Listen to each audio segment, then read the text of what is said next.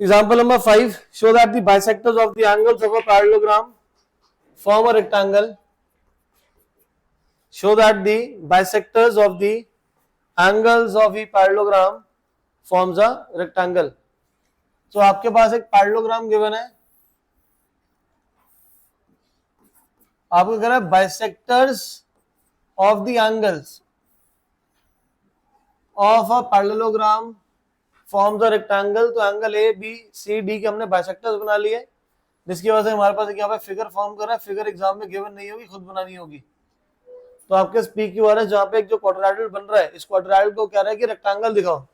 तो रेक्टेंगल दिखाने के लिए हम लोग क्या करते हैं, ऑपोजिट साइड्स को पैरेलल और एक एंगल को क्या करते हैं 90 डिग्री शो कर देते हैं, जिसकी वजह से हमारा क्या बन जाएगा, एक रेक्टेंगल बन जाएगा. रेक्टेंगल दिखाने का दूसरा जो तरीका है वो हमारा क्या है कि हम या तो चारों के चारों जो एंगल्स हैं उन चारों को हम लोग क्या दिखा देंगे, 90 डिग्री दिखा देंगे. अब देखते हैं कि यहाँ पे क्या मैं पैरेलल ला सकता हूँ. कुछ मेरे पास पैरेलल तो गिवन नहीं है बीच वाले के लिए, पी क्यू आर एस के लिए. तो हम लोग उसके लिए क्या करेंगे, चारों एंगल्स को 90 डिग्री ले आएंगे, तो जिससे हमारा क्या फॉर्म कर देगा, एक रेक्टेंगल फॉर्म करेगा. वो लाएंगे कैसे. ABCD is a parallelogram. Since ABCD क्या है बच्चे, अगर ABCD एक पैरेललोग्राम है तो इसका मतलब एंगल A प्लस बी कितना हो जाएगा, क्यों हो जाएगा, sum of adjacent angles of a, तो पैरेललोग्राम के एडजेसेंट एंगल का सम कितना हो जाएगा 180 डिग्री A प्लस बी. अब बाइसेक्टर्स गिवन है तो हम लोग हाफ से मल्टीप्लाई करेंगे, तो बेटा half of A half of B is equal to half of 180 degree. Half of A को मार्क कर लेते हैं एंगल 1, हाफ ऑफ B को मार्क कर लेते हैं angle 2. So we can say that angle 1 plus angle 2 कितना आ जाएगा हमारे पास, 90 डिग्री आ जाएगा. अब अगर बात करेंगे हम PAB ट्रायंगल की, PAB ट्रायंगल में ये वाला एंगल हमारे पास 1 और ये वाला एंगल 2 दोनों मिलाए कितना 90 डिग्री है. तो इस एंगल P पर मैं 3 मार्क कर लेता हूँ बेटा.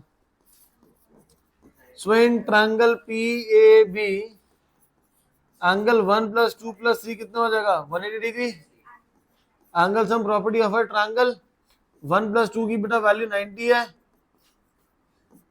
सो एंगल 3 की वैल्यू यहां से कितनी आ जाएगी, 90 डिग्री आ जाएगी. क्लियर है चीज. बट मुझे तो चारों एंगल को 90 लाना है. यहाँ पे क्या हुआ, सिर्फ एक ही एंगल हमारे पास क्या है 90 आया है. अब देखिए, अब जैसे हमने A प्लस बी करा था 180 डिग्री, ऐसे हम लोग ऊपर की तरफ लिख सकते हैं कि बेटा C प्लस डी कितना हो जाएगा हमारा 180 डिग्री. फिर C का हाफ लेंगे, D का हाफ लेंगे, उसको सॉल्व करेंगे, जिससे हमारा एंगल आर पे आपका 90 डिग्री आ जाएगा. तो यहाँ पे मैं मार्क कर लेता हूँ 4. पूरा दोबारा करने की जरूरत नहीं है, आप सिंपल वहां लिख देंगे बेटा सिमिलरली एंगल 4 किसके इक्वल हो जाएगा, 90 डिग्री के इक्वल हो जाएगा. क्लियर है ये. अब रहा हमारे पास कि Q और S की तरफ जो बन रहा है उसको भी हम 90 डिग्री दिखाना है. अब इसको दिखाने के लिए हम लोग क्या कर लेते हैं, अब इस बार हम लोग C और B को ले लेते हैं. वहां पे इसको मार्क कर लेते हैं 5 6, दिस इज 7, इसको मार्क कर लेते हैं 8 और इसको मार्क करते हैं 9. तो अब राइट वाली साइड पे हम लोग देखें, so angle B plus C हमारा कितना होगा 180 डिग्री होगा. दोबारा से same angle B plus C कितना हो जाएगा 180 degree. Sum of adjacent angles of a parallelogram is 180 degree. अब पूरी क्वेश्चन को दोबारा से हाफ से मल्टीप्लाई करेंगे तो half of B is equal to half of C is equal to half of 180 degree. Angle B का हाफ हमारे पास कितना हमने लिया था, यहाँ पे B का हाफ हमने लिया था यहाँ पे 5 और C का हाफ लेंगे angle 6. So angle 5 plus 6 is equal to 180 degree. Angle 5 plus 6 हमारे कितना आ जाएगा 90 डिग्री आ जाएगा. ये हमारे पास कोई फिगर बन रही थी, यहाँ दोबारा से ड्रॉ कर लेते हैं. So here we are P Q R S, this is A B C D. ये 5 था, ये 6 था, हमने यहाँ 7 मार्क करा था. तो ये ट्रायंगल कौन सा था हमारा BCQ. So in triangle BCQ angle 5 plus 6 plus 7 कितना हो जाएगा 180 degree. Angle sum property of a triangle, 5 plus 6 90 degree है. तो इसका मतलब एंगल जो 7 है हमारा कितना आ जाएगा 90 डिग्री आ जाएगा. एंगल 7 अगर 90 है तो सामने वाला एंगल 8, ये भी कितना हो जाएगा 90 डिग्री हो जाएगा. Angle 8 is equal to 7 is equal to 90 degree. क्यों हो जाएगा ये, वर्टिकली ऑपोजिट एंगल्स। सिमिलरली यहाँ पे एंगल 9 मार्क कर लेते हैं, तो एंगल 9 भी कितना हो जाएगा, 90 डिग्री आ जाएगा। उसके लिए राइट साइड के लिए पूरा पूरा प्रूफ करने की जरूरत नहीं है। Similarly angle 9 is equal to 90 degree. So in quadrilateral PQRS, angle PQRS सारे के सारे कितने हो गए हमारे, 90 डिग्री हो गए, which implies PQRS is a rectangle, which implies PQRS is a rectangle। Clear है ये, डाउट किसी को? नेक्स्ट क्वेश्चन नंबर 4, 8.1 में आपका क्वेश्चन नंबर 4 ये आपको बोल रहा है ABCD। मैडम इधर देख लो प्लीज, ये पेपर में आया था, टेस्ट में दिया था मैंने, तो हो जाएगा आराम से सॉल्व, हो गया ना सॉल्व, गुड, कोई बात नहीं सर, हो गया तो कोई बात नहीं। यहाँ पे हमारे पास गिवन है ABCD is a rectangle in which diagonal AC bisects angle A as well as angle C।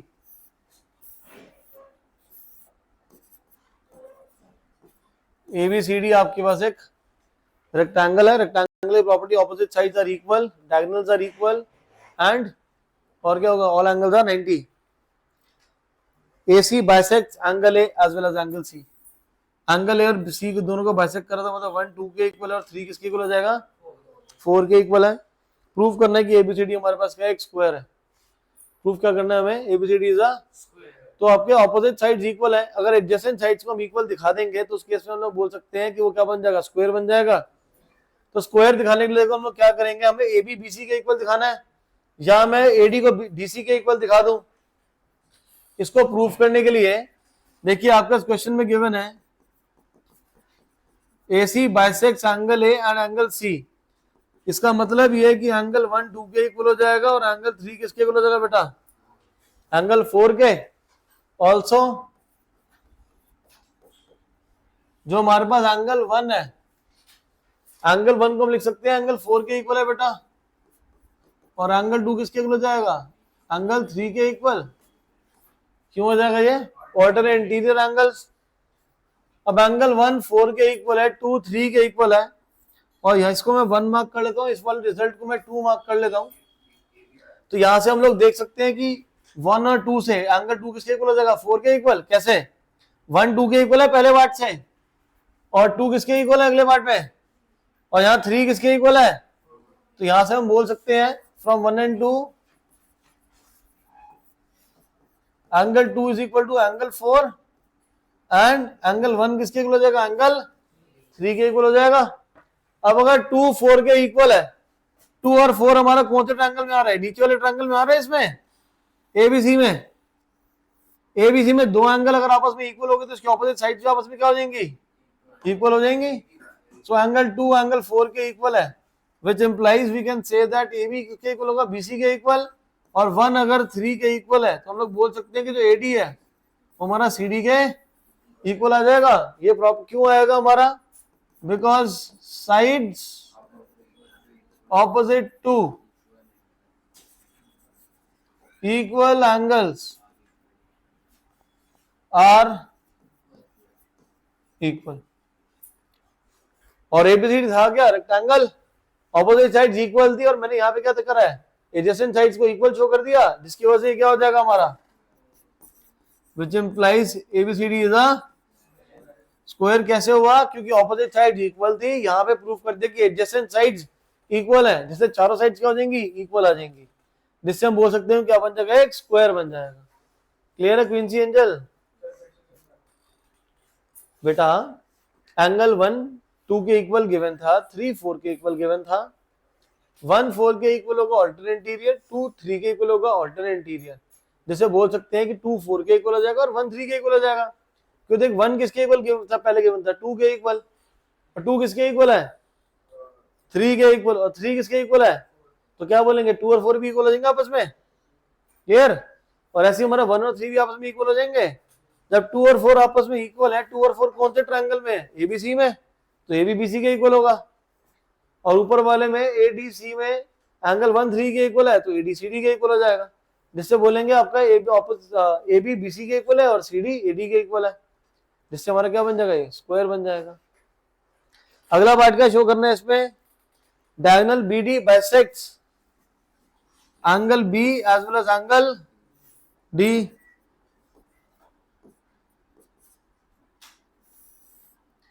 B D angle B को बाइसेक्ट कर रहा है। Okay, let's mark it 5, 6, 7 and 8। अब ये हमारे पास क्या बन चुका है, एक रोम्बस बन चुका है। फिगर दोबारा बना लेते हैं, सॉरी स्क्वायर बन चुका है। हमने यहाँ पे शो कर दिया कि ये हमारे पास क्या बन गया, एक स्क्वायर बन गया। सो फर्स्ट ऑफ ऑल अगर तो ये स्क्वायर है तो बी सी डी ट्रायंगल में जो BC है वो CD के इक्वल होगा, जिसकी वजह से बोल सकते हैं कि एंगल 5 किसके इक्वल हो जाएगा बेटा, एंगल 8 के। और नीचे वाला जो ट्रायंगल है ABC, वहां पे हमारे पास AB AD के इक्वल है, तो एंगल 6 किसके इक्वल हो जाएगा, एंगल 7 के इक्वल हो जाएगा। Also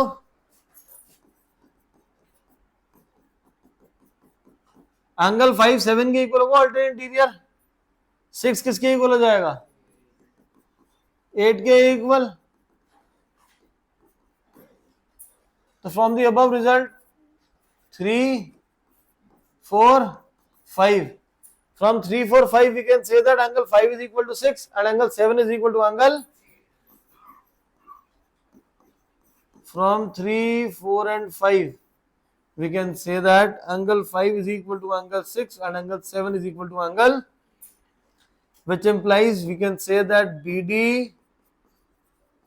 bisects angle B as well as angle D.